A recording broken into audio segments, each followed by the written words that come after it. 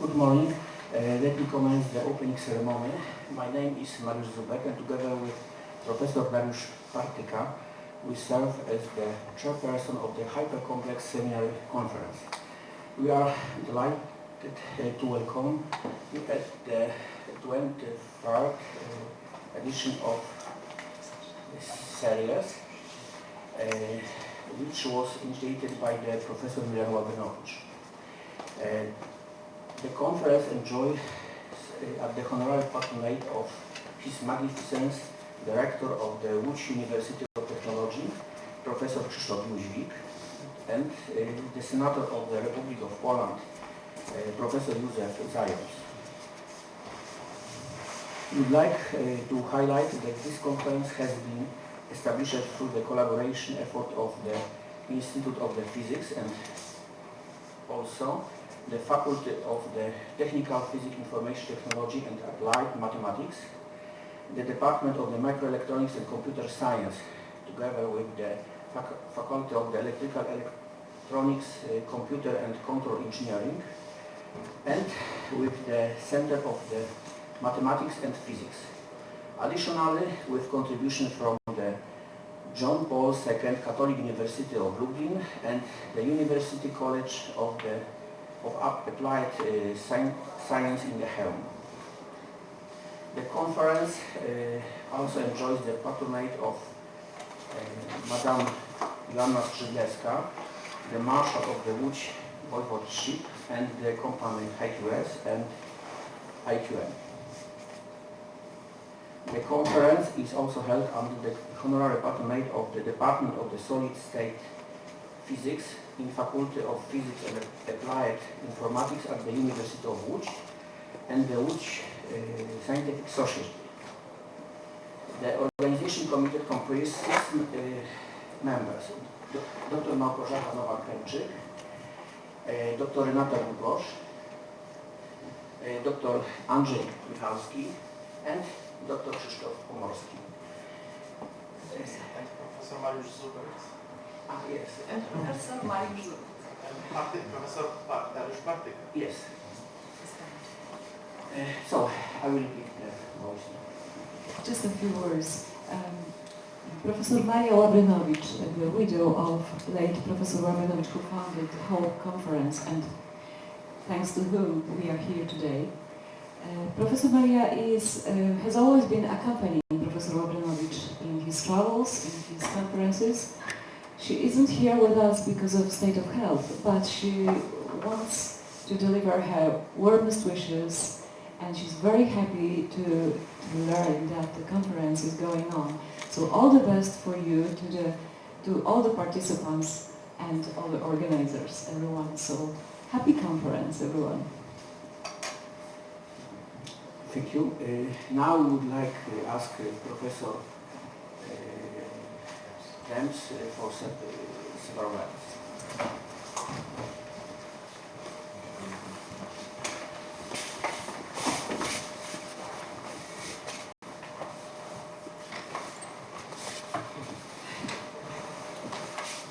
I have to stand behind the counter. Okay, so good morning, everyone. On behalf of the Faculty of Technical Physics, Information Technology and Applied Mathematics, I would like to welcome you on the conference. It's very nice that this year's edition is happening here in Łódź.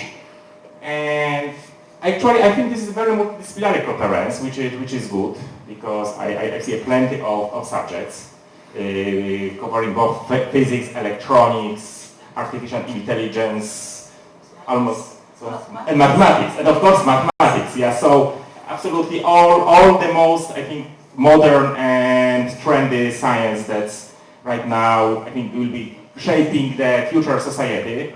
So I would like you to, I'd like to wish you a happy conference and enjoy. Thank you very much. Thank you.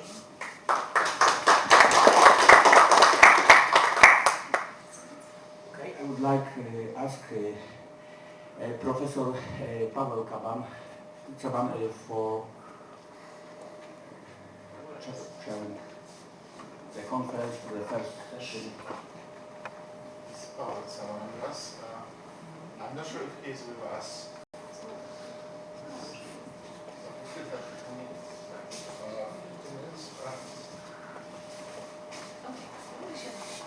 Okay, I would like to ask Professor Nobuyuki Yoshikawa for the first presentation.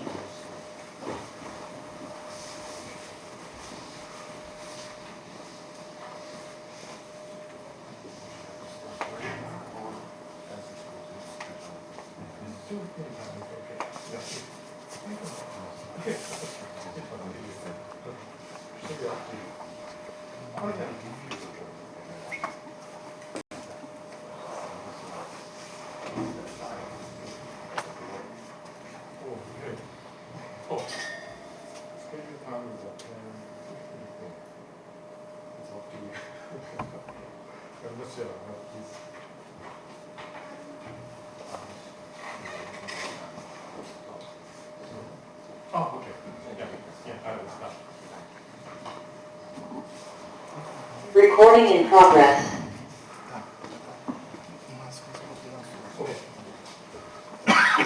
Good morning, everybody.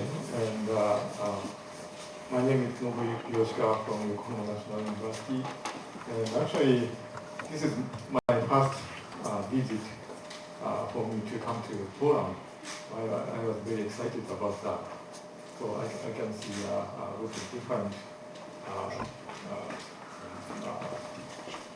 view of the city. And I realized that language is very difficult to read.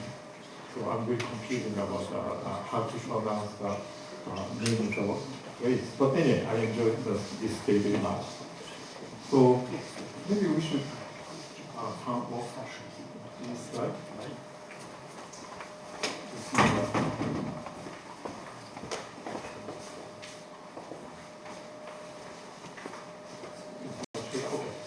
Okay, so today my talk is about ultra energy efficient superconducting logic for classical and quantum application. And you can see this is a photo of the downtown Yokohama. So you can see a large Mount Fuji. It's the tallest mountain in Japan. And someone said that this is fake photo, but this is real photo. So if you visit Yokohama, you can see this size of the Mount Fuji. And there's a very beautiful port town in Japan. Okay, so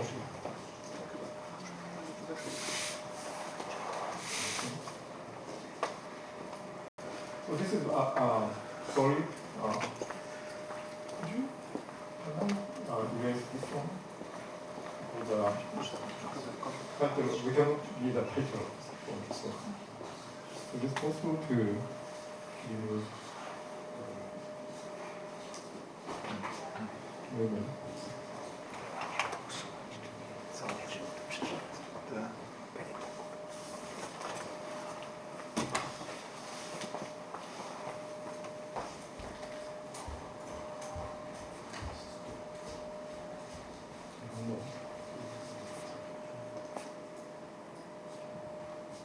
Is it now better? I think you need to control over here. The strip is, you don't like the strip, basically. Yeah, because all the title is here, so I cannot distinguish what the title. Oh, okay, yeah. Thank you very much. Okay, this is the group in our research laboratory. So it's me, and I have an associate professor and assistant professor, and also this is our student. And this is our research group in the Institute of Advanced Science, Yokohama National University. Oh, what happened? Oh, it doesn't, I cannot scroll.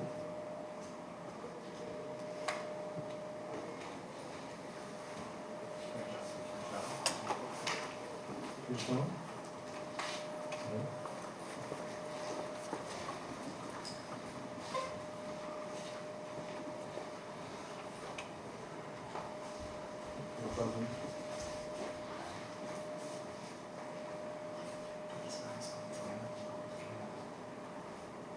So now it's okay. Okay, thank you very much. Recording in progress. Okay, this is the outline of today's my talk. And of course, I will show you that why we are doing this research. And after that, I will introduce superconducting digital circuit technology. And then my main focus in this talk is about adiabatic quantum flux parameter logic, AQP. And I will show you our latest research activity for AQP logic. And then next step is a reversible quantum flux parameter, where the energy consumption of the logic is really lower, less than the lower limit. Okay, this is the background of our research. So this is the power consumption of the world's fastest supercomputer versus the performance of the supercomputer. So this is the performance in teraflops. So now we plot the power consumption of these supercomputer. Now it's reached to the exascale computing power. And if we extrapolate this line to exascale computing machine, it becomes a 50 megawatt power consumption is necessary. But now this is a little bit old figure, and now exascale computer can be realized by 20 megawatt, but it's still very high power consumption is necessary. And the cost for the computing is very expensive. Almost $50 million a year, so it's very expensive. So our motivation is that we want to decrease power consumption, total power consumption of the computing system. So this is our main motivation. And also, recently AI is a very, very popular, and everybody uses AI, like ChatGPT. But AI is a very, very power hungry. So, you know, this board game, this is called Go. This is very popular in Asian countries like Japan, China, Korea. And recently, world champion of the Go was beaten by computing system called AlphaGo. So let's compare these two systems. So AlphaGo is composed of more than 1,000 CPUs and more than 170 GPUs. But for the human, just one brain, And power consumption, so AlphaGo consumes 1 megawatt, but human only need 20 watts, and maybe 1 cup of coffee is necessary. But then you can find that computer consumes a lot of energy, so we really want to decrease power consumption of the system. And energy consumption of ICT is also exponentially increasing right now. So some forecasts predict that ICT will consume 21% of the total energy demand by 2030. So this is our motivation for investigating superconducting circuit technology. And another thing is that the Moore's law will be already ended, approaching to the end. So this is the trend of the clock frequency of the one CPU, and the clock frequency of the CPU is already saturated, and typical power from the chip is already saturated. Actually, this limits the performance of the single chip, and the single thread performance already saturated.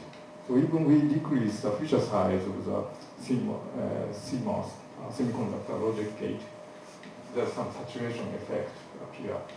The number of the transistors is increased, but the performance will be saturated. So this is our main motivation, why we are doing superconducting electronics research. Okay, so this is a comparison between the CMOS circuit and SFQ circuit.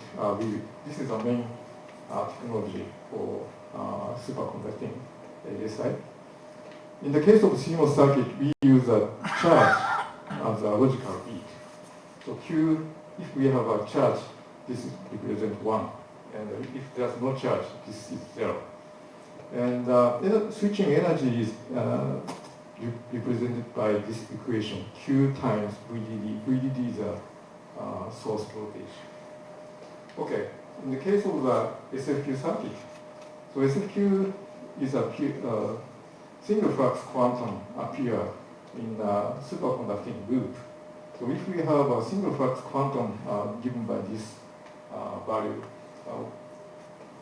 it corresponds to the logical 1. And if there's no single flux quantum, this is 0. Okay, so energy, switching energy is given by phi 0 times IC. This number is 3 order of magnitude less than the charge used in the CMOS. The main reason why the SFQ circuit operation with energy is much less than the CMOS is that these energy is quite small compared to the CMOS circuit. So this is the energy versus delay of the logic device, several logic device. So if we go this way, bit energy, the energy consumption per 1 bit calculation is small. And if we did this way, the clock speed is very fast. So if we go this way, it's very good. So this is a typical value for the latest CMOS devices. And I will show you about this later, but one of the important technology, RSFQ technology, is appear here. So recently, the main research target is reducing the bit energy by using the energy efficient SFQ logic. By using energy efficient SFQ logic. And another very energy efficient device is adiabatic quantum flux chromaton logic. So this is our main target in this study. So I will show you about this one later. And we can make it reversible circuit. So I also tell you about what is a reversible QFP later. And anyway, if you compare the energy, bit energy with a superconducting device, we have a 3 order of magnitude advantage in terms of the bit energy. And also speed is 1 order of magnitude faster than the CMOS. So this is a main motivation in our research. So we can see this line. This comes from the quantum limit given by delta E, delta P is the order of time constant. So this is quantum limit. And this is a summer limit given by KBTL2. This is known as our Landauer limit. So we can see that the superconducting device operates very close to this quantum limit and also very close to the summer limit. And in the case of AKP and reversible QFP, we can even lower than this summer limit known as the Landauer limit. Okay, there are 2 main important superconducting digital circuit technology. One is a rapid single flux quantum circuit, RSFQ circuit. The other one is adiabatic quantum flux chromaton AKP logic. Okay, this is how it looks like. It's a circuit schematic of the RSFQ. And this is DC powered. And operational speed is very fast. So maximum operating speed is from 50 to 100 gigahertz. So it's 10 times, more than 10 times faster than the current CMOS technology. And switching energy is small. And it's given by IC 50. I told you before about that. And it about 100 kBt. kBT is the temperature, operating temperature. The other important technology is the adiabatic quantum flux parameter, AQAP circuit. And this is AC power. I will tell you later about more detail about it. And operating speed is just so higher than CMOS, but around 5 to 10 gigahertz. But switching energy is very small. It's much less than kBT. So this is very fast, and this is very low energy. So we can use two types of devices based on the superconducting logic circuit.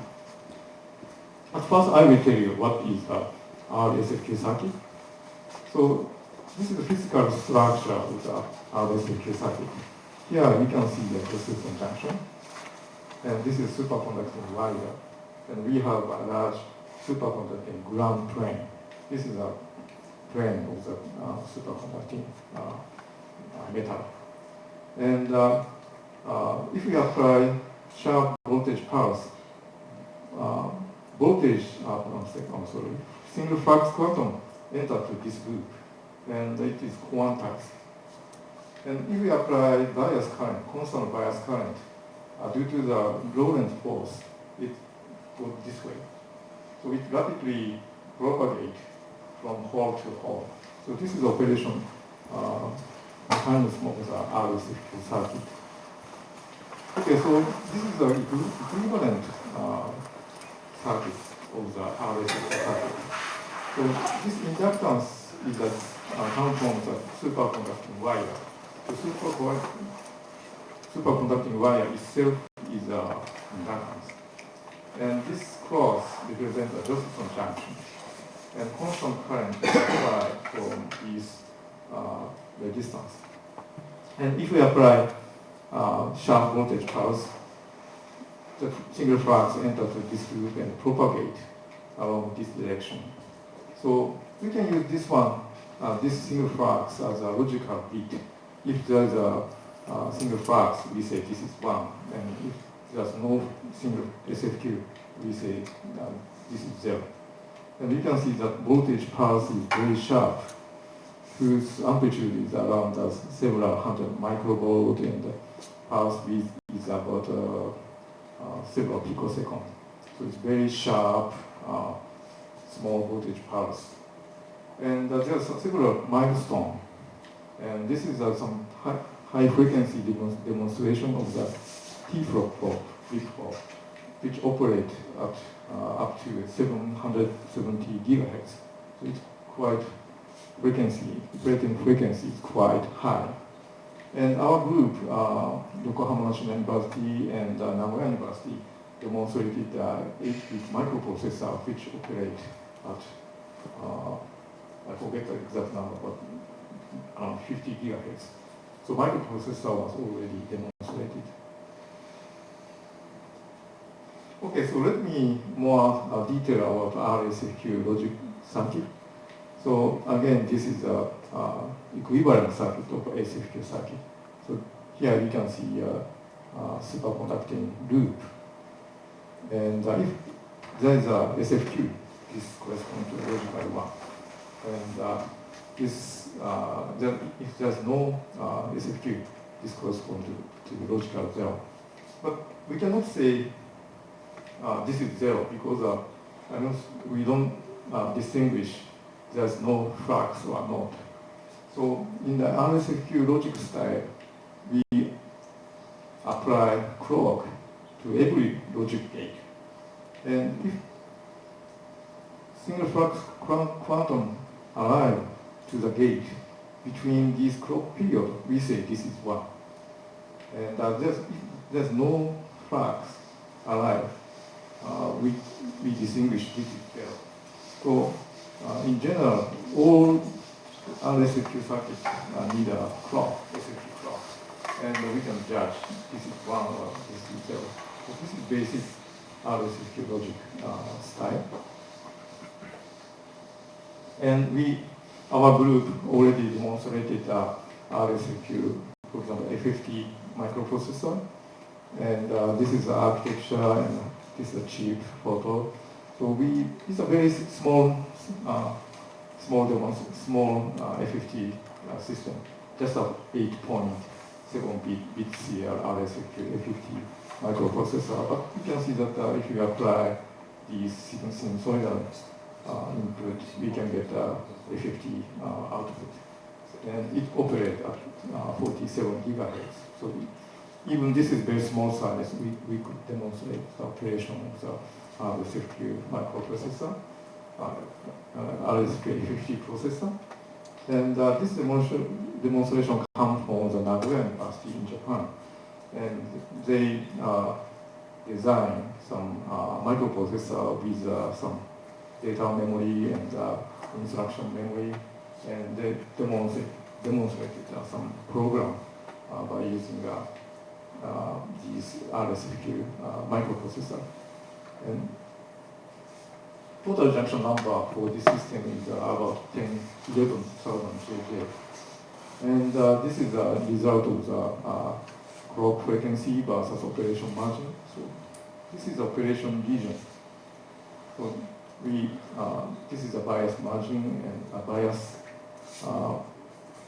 current value, and in this region operate this clock frequency, this microprocessor. So the maximum clock frequency is around 60 gigahertz in this demonstration. So this is the latest research on RS50 microprocessor. Okay, so RS50 circuit is quite fast. Its operating speed is 60 gigahertz, even such a complicated microprocessor.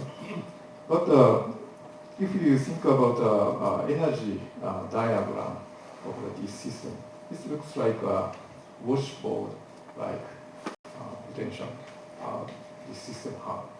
And if the single flux move from here to here, it corresponds to the energy condition move from here to here. And in this transition,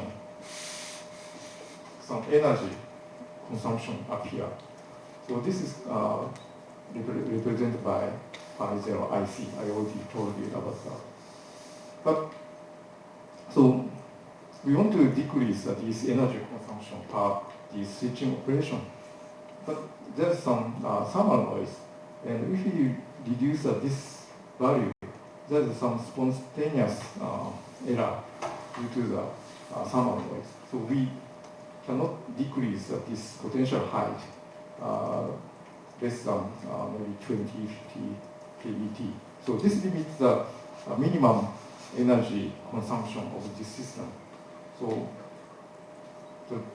the switching energy have to be much larger than 50 or 100 kVt to ensure that the bit error is low enough. So this limits the minimum bound of this kind of digital system. But another approach is using adiabatic operation of the logic gate. So this is operation principle of the adiabatic quantum flux parameter, AQP. So it looks like this. This is a two-junction squid. This is a superconducting loop. Recording in progress. Including the two Josephson junction. And this is shunted by output inductance. And we apply excitation current to apply magnetic field to this logic gate. And let us assume small input is applied to this AKP gate. Then I will apply excitation current to apply magnetic flux to these two loops. In this case, single flux quantum enter to the left side loop. As a result, we get a large output current here. And if we apply small upward input current, then we apply AC excitation current. In this case, the single flux quantum enter to the right side loop. As a result, we get a large upward output current. So this is a amplification mechanism of the AKP logic gate. because so from small input we can get large output. Okay, so important point is that in the initial situation, the potential shape of the AKP is like this, single minimum potential shape. But if we apply excitation current, this becomes a double well potential shape, and state go to this way.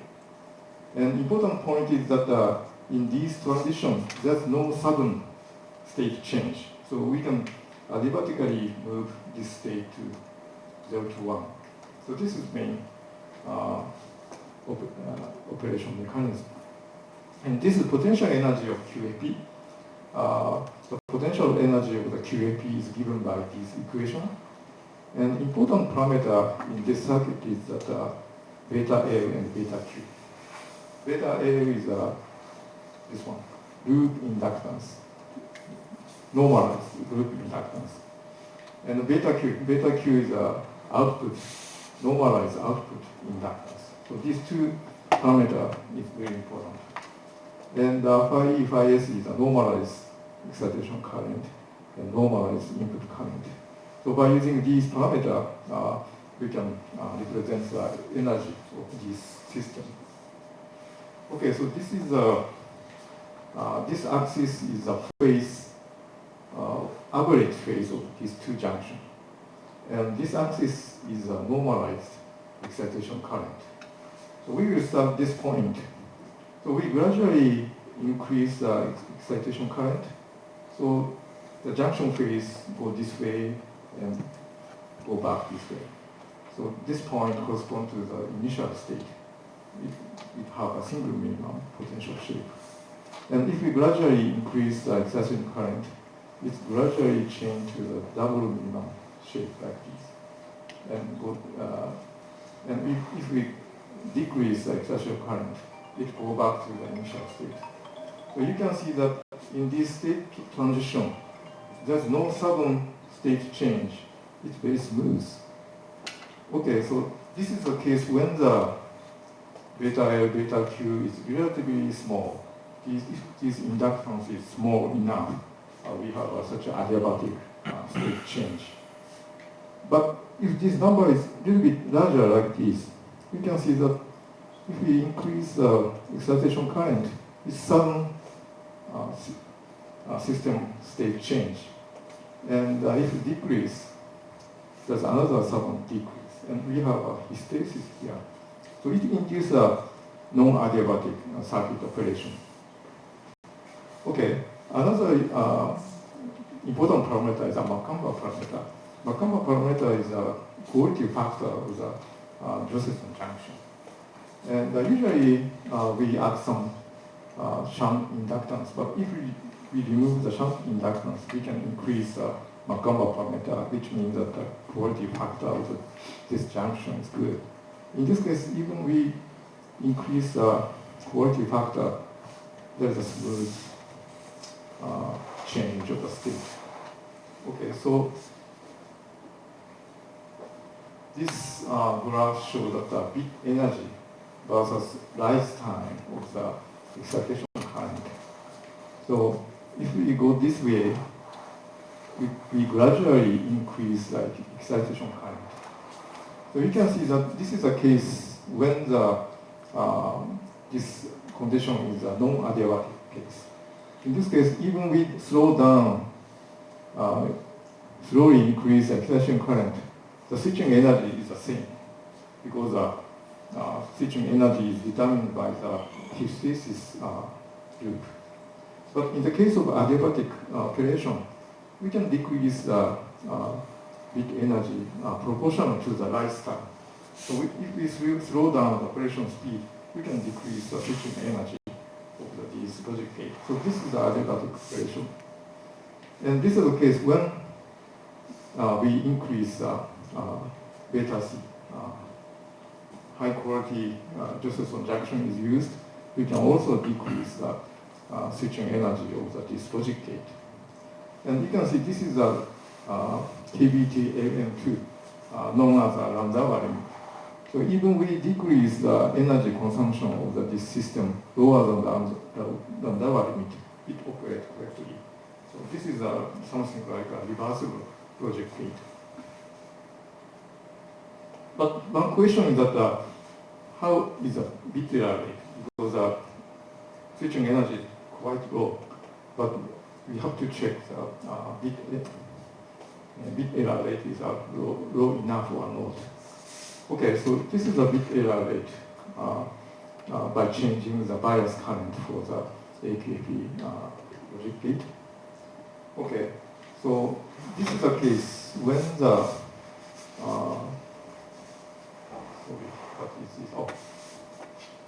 junction current is a constant. So Josephson energy is constant. So this is the case when the Josephson energy is constant. In this case, even we reduce the rise and the whole time. So this region is a low beta rate region. There's a quite good low enough beta rate. But this is the case when IC is decreased. Typical IC value is a 50 microampere, but if we decrease the IC, you can see the operating margin will be decreased. So if IC is reduced, Josephson coupling energy will be reduced, and potential height will be reduced. It induces a bit error. It induces error. So if we have a large enough critical current, bit error rate is quite small. Okay, next topic is how to make a logic gate by using this AKP gate. Okay, so again, this is a circuit schematic of the AKP. This is squid loop, and this is the output inductance. So the output signal is propagated to the next gate by using a superconducting transformer. And in this case, NOT gate is very easily represented. By using a negative coupling factor, we can get a NOT function.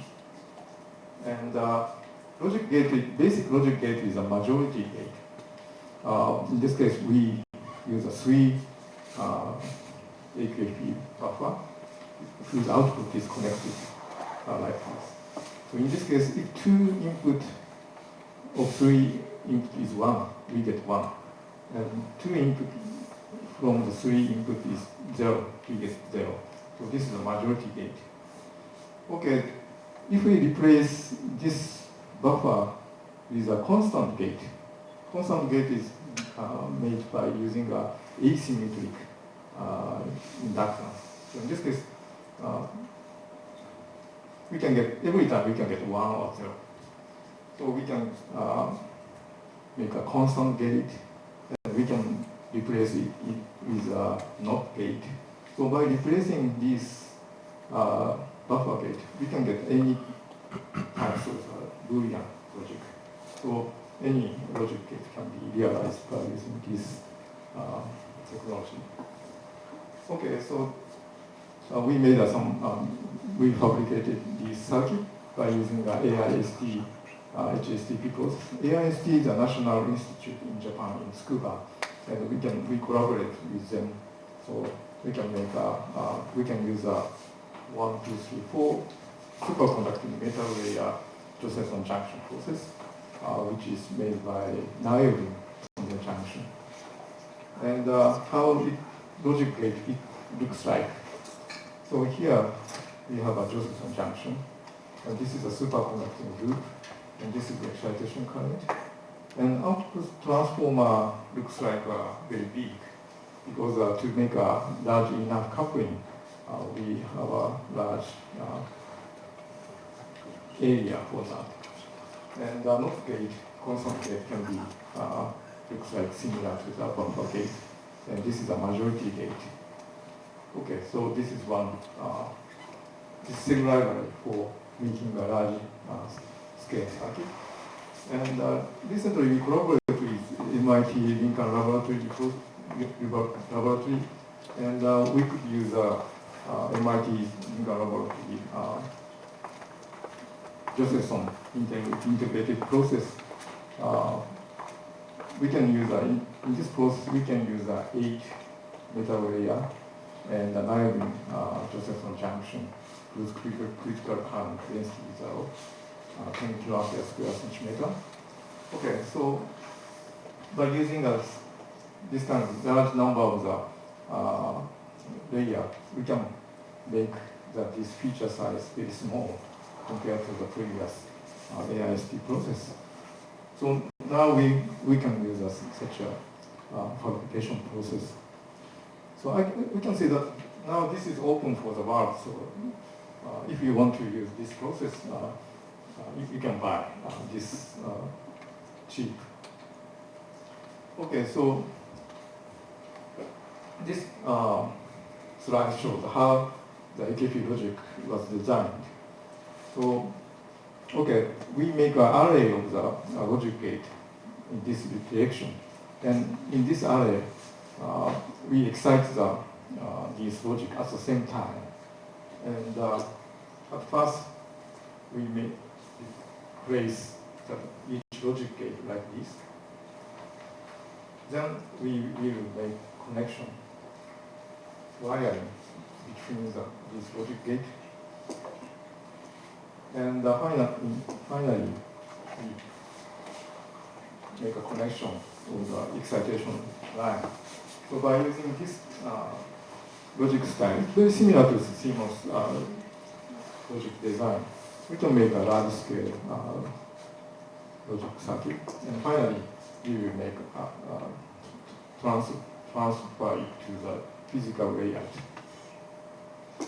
Okay, we prepare the EDA2 for top-down design for this logic circuit. We will start from the Verilog or VHDL description. And this description is translated to the schematic. And then we check the logic function. After that, we generate layout automatically. And finally, we get a chip. So we prepare the top-down design approach. So we start from the Verilog this description and automatically get the actual layout. By using this technique, this is one of the demonstrations. This is a 16-bit carry adder. So wiring is very complicated, but we can generate this circuit design very quickly. And this is test result of the AKP adder at low speed. And operating temperature is 4.2 Kelvin. It's a liquid helium temperature.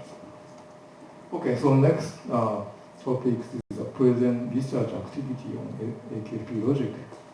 Okay, now we are thinking about a whole target. One is a high performance microprocessor to reduce total energy of the high performance computing. The other target is a single photon imaging system. I will tell you more detail about it. And another target is a neuro-inspired processing because our AI is very, very popular topics. And the other direction is an interface with a quantum computing system. So actually, AKP is really energy efficient. So we can place this logic gate in on the same temperature stage, around 20 Kelvin. Okay, first target is a demonstration of the AKP microprocessor.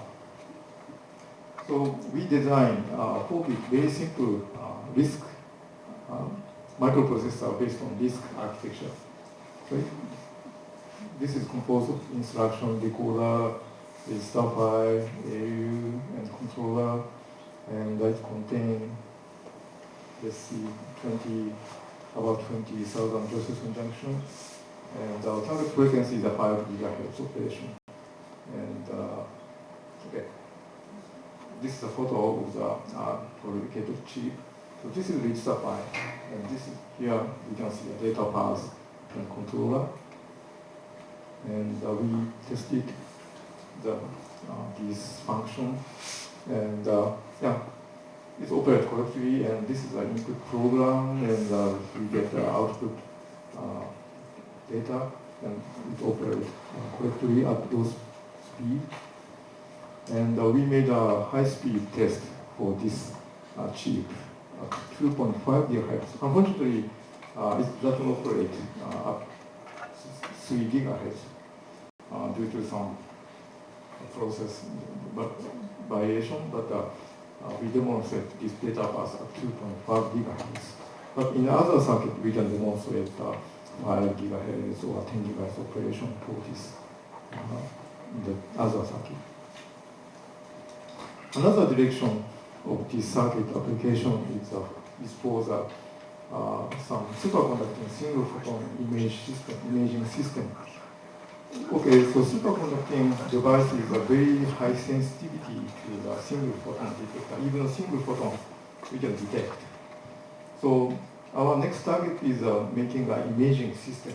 So in this case, we need a huge array, lot of array of the SSPD, single photon detector. But problem is that if we put a large number of SSPD, we need a lot of wire. So our target is we detect signal from this SSPD, and we will reduce the number of the output by making some decoding, and we output at low speed. This is our target, and we are doing this research with NICT in Japan. Okay, so how it looks like. This is a SSPD is placed here, and here you can see the AKHP circuit. And at this moment, we connected these two SSPD and AKHP by these coaxial wire. So this is a still very fast, still elementary test. But we detect the signal from the SSPD by using AKHP, because AKHP is a very high sensitivity device. So we can directly detect the signal from the SSPD. And at the same time, we observe the output from the SSPD. So we compare the signal from both output. So this is the signal from the SSPD, look like this. And at the same time, we can get a AKP signal like this. So we can detect the signal of the SSPD by using an AKP device. And this is a count rate versus input photon rate. And we compare the output from here and output from the AKP signal. And these two output is agrees very well. So now next step is we will make an array of these SSPD. So another direction is a microwave pulse generator using AKP for the qubit control. Because actually 1 qubit needs 1 microwave line at this currently. So maybe 100 qubit is okay. We use 100 microwire. But if we think about the more larger scale qubit system, quantum system, it's impossible to scale up. So our idea is we will use an AKHP chip for demonstrating the microwave to each qubit. So we can do that by using this circuit. So we apply multi-tone signal from here. We have several frequency signal from here. So we have several resonator. And from this resonator, AKP was excited. And if we turn on this AKP, this frequency signal is applied to the qubit, this qubit.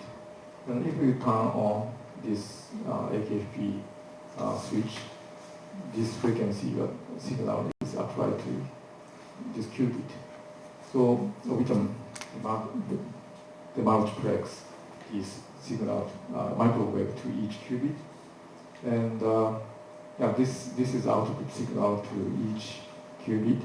And if we apply 1 here, you can see microwave is applied to here. And we also apply here, 1 here, we apply the signal to here. And different frequency signal is applied to the different qubit like this. So we can multiplex this microwave signal to each qubit. And we made some experiment for these types of the multiplexing. We have 2 output, and here we have AKP, and we apply microwave here, and signal is applied to the qubit placed here. And you can see that we can switch turn on and turn off the output from here, and the turn on and turn off for the output from here. And difference of the turn on, turn off ratio is about 40 dB.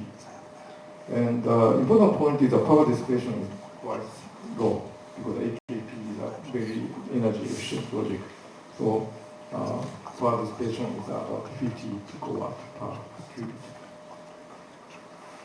And AKP is also very high sensitivity device. So we try to detect the output from the qubit by using AKP. So if we can digitize the output signal from the qubits, we can feedback by using low temperature electronics. So we can clearly distinguish the phase difference of the microwave output. Okay, so next topic is about the reversible quantum flux parameter. I told you that AKP is a quite low energy, but we are thinking a more energy efficient logic gate based on a reversible idea. So there's an old theory called Landauer's principle.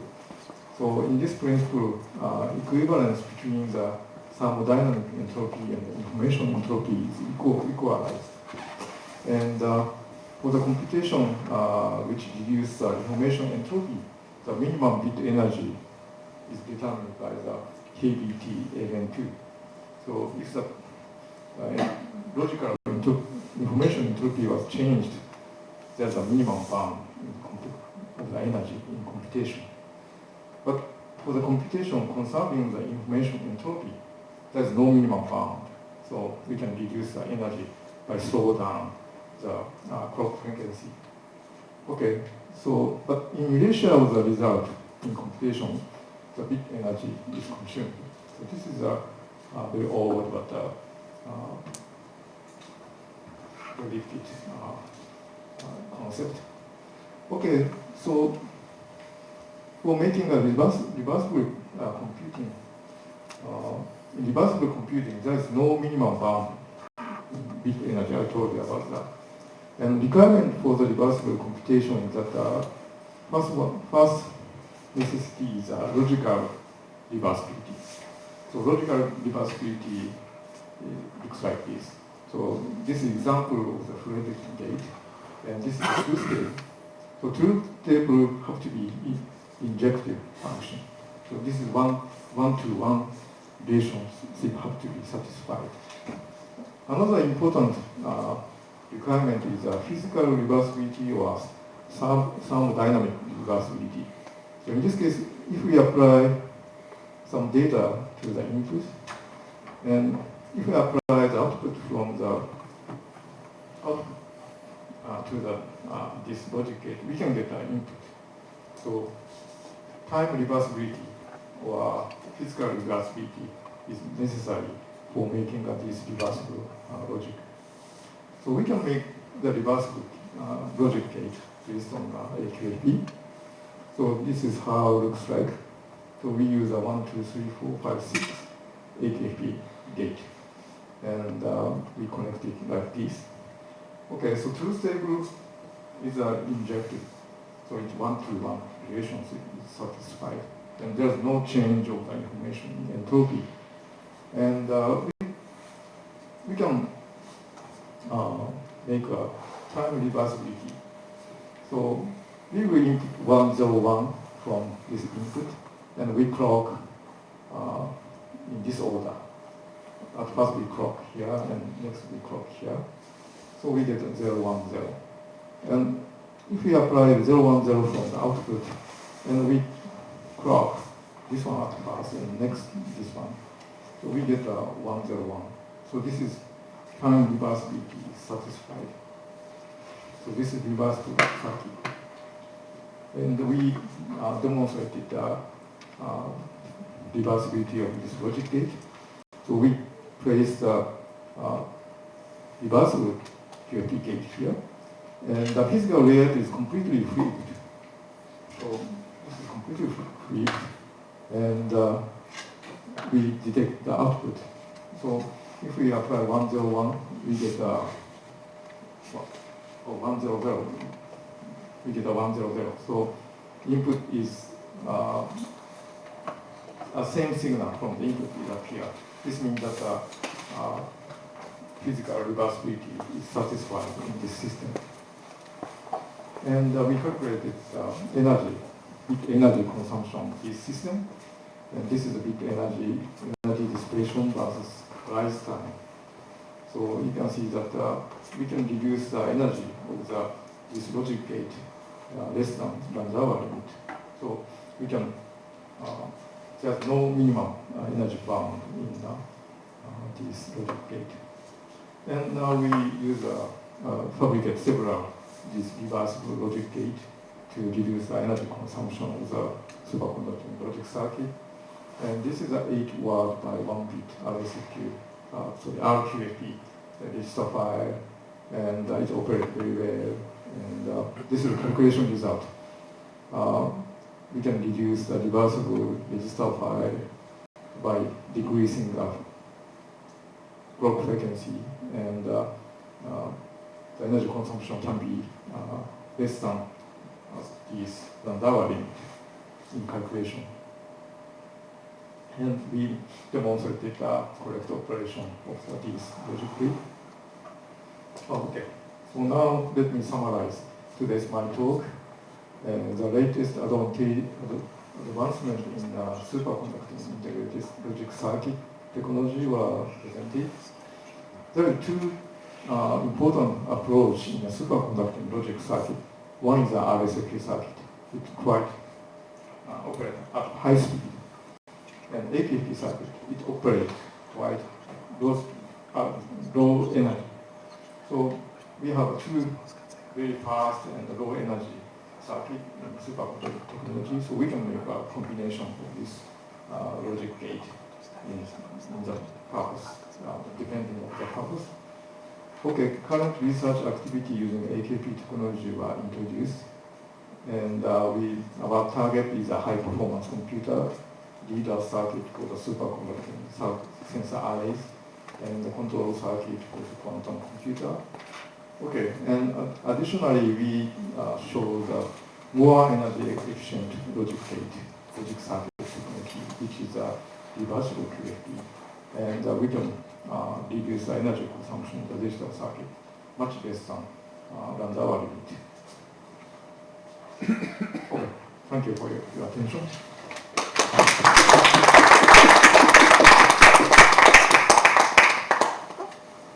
Thank you very much for excellent presentation. Do you have any questions?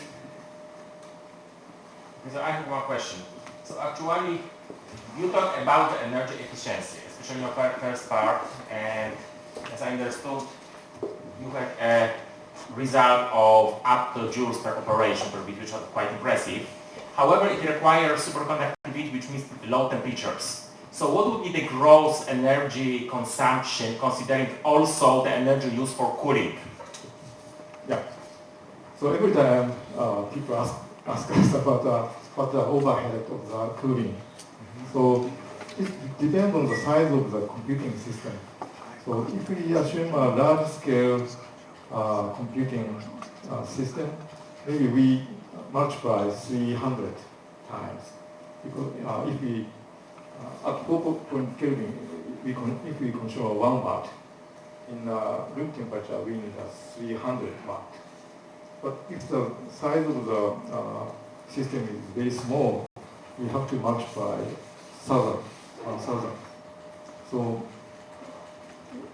our conclusion is that even we include cooling cost, total energy consumption is much less than conventional CMOS technology.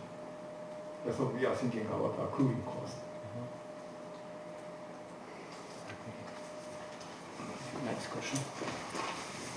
Thank you, Dr. Yoshikawa, for a fantastic lecture. I would like to ask about the single photon detection application. So the first question maybe comes also in mind to you. I mean, do you need low temperature on that kind of applications? Yeah. For the SSPD, Yes, SPD. we Yes, need exactly. a very low temperature, maybe 4.2 Kelvin. Yes. Yeah. So because the SSPD is a very, very high sensitive detector, but we need a very low temperature. And so in this case, we don't worry about cooling cost because the sensor itself needs a low temperature. Yeah, but I was hoping on that it's actually not requiring that low temperatures, just because this is absolutely excellent thing for quantum key distribution and quantum networks, which I will be talking after you. So, okay, understand. That's a very promising part of this to my interest in particular. So SSPD is very, very good in terms of the dark count rate and sensitivity. So, and we can distinguish the single photon. So even we use a very low temperature, people like this one. So, Well, yes, but you know, if you try to build the standard networking infrastructure and assume that one part of this infrastructure, which is detector of single photons in the other end of QKD line, requires 2.4 kelvins or something, that's not. But anyway, okay, it's. I believe our progress will be more and more going in here. Okay. Okay, next question. Yeah, I have a question. Yes.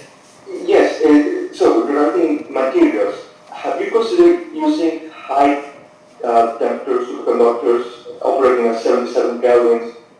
Could you tell me if there are difficulties on your view? actually, previously there's many research on high temperature superconducting material, but yeah, result is not good because for making such a large scale superconducting ASI, we need a very uniform junction parameter. But at this moment, it's not easy to make a very uniform junction.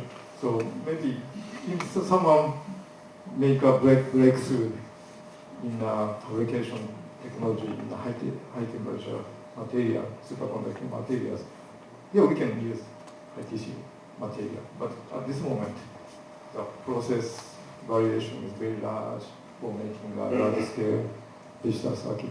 But I hope someone make a breakthrough with this. Yes. Maybe. But do you see a problem with the material itself? For example, operating at high frequencies and some of the plasma frequencies, for example, for the high TC materials? Your question is about high TC material? Yes. But, Okay. so you're saying high TC materials? Yeah, it's very good. If we can get a high, very stable, uniform, high TC integrated system, we can use it. You can use it, okay. Yeah, we can increase the operation temperature from 4.5 Exactly. to the maybe 77 Kelvin. Yeah, but the energy per bit won't increase too much. Yeah. You're going from 4 kelvins to 77 kelvins. yeah, maybe even the 40 Kelvin operation is very, very good. And Exactly. we can use AKP, and we can use energy consumption less than KBT thermal energy. So we can use this technology. So I hope someone can do a breakthrough in this. Okay, well, probably we can talk about this then. Excuse me. So thank you for a very impressive talk. I have a question. So this is very impressive implementation of classical digital computer in superconductor. But currently we have this transmon superconducting qubits implementing quantum computer. So I would like to ask you about the current status of projects where you can interface your electronics with transmon superconducting qubits. How many attempts have been taken and what plans are Yeah, actually we are developing an interface by using AKP and SFQ with qubit transmon or maybe recently people studied different types of the qubit like Fluxonium and KPT. I forgot the name. But anyway, we are doing research on the interface between qubit and this AKP and SFQ in Japan. Yeah. But one problem is that the qubit people is very, very busy. They compete with each other. So even we make such a circuit, the machine time is already occupied. I cannot do a test. This is my concern about this project. But anyway, I recently bought a dilution refrigerator, so I will get a qubit and I will try to control qubit and also detect the qubit. This is my plan, research plan. Oh, all right. So thank you very much for this comment.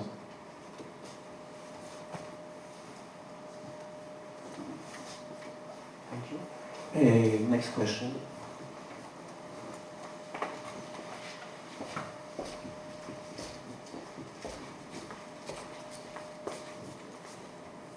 Yeah, thanks, Professor Yoshikawa, for the excellent talk. You pointed out to one of the weaknesses of the current quantum computer designs because of the wiring of microwave pulses. With your approach, have you done any experiments, and how does that, how is the fidelity of, of the process that you're... Actually, we only demonstrated these, for example, the multiplexing system. This is exactly where I'm going to, because it has to happen at some point in time, as you pointed out, because there are too many wires into going into a too small area.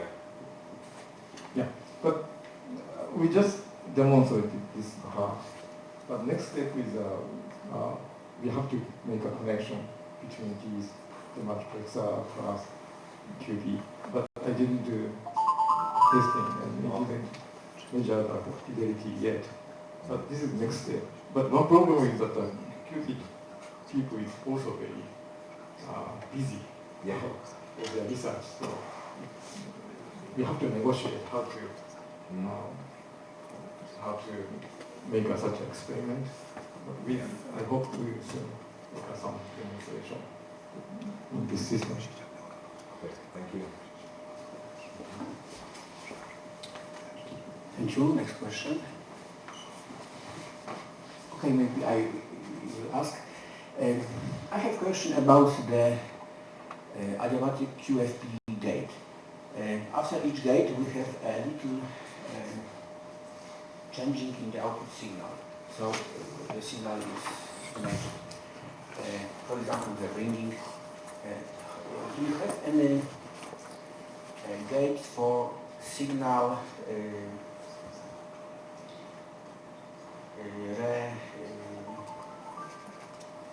to obtain true 0 and true 1, or the same question from another way. For example, in case of the fast Fourier transform chip, how many gates is from the input to the output? I think this is a similar question. I think level of the output current is very stable because it algebraically changed. So It's like a digital logic. Yes.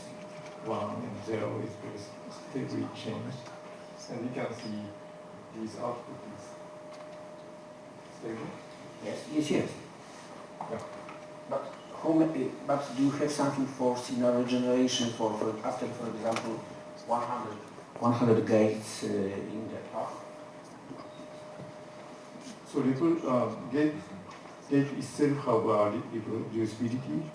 So the digital logic level is amplified. So it's very stable. Even we have one stage, no problem. The digital logic level is stable. Okay, thank you very much. The last question, if you wish. Okay, thank you, Professor Yoshikawa, for the amazing presentation.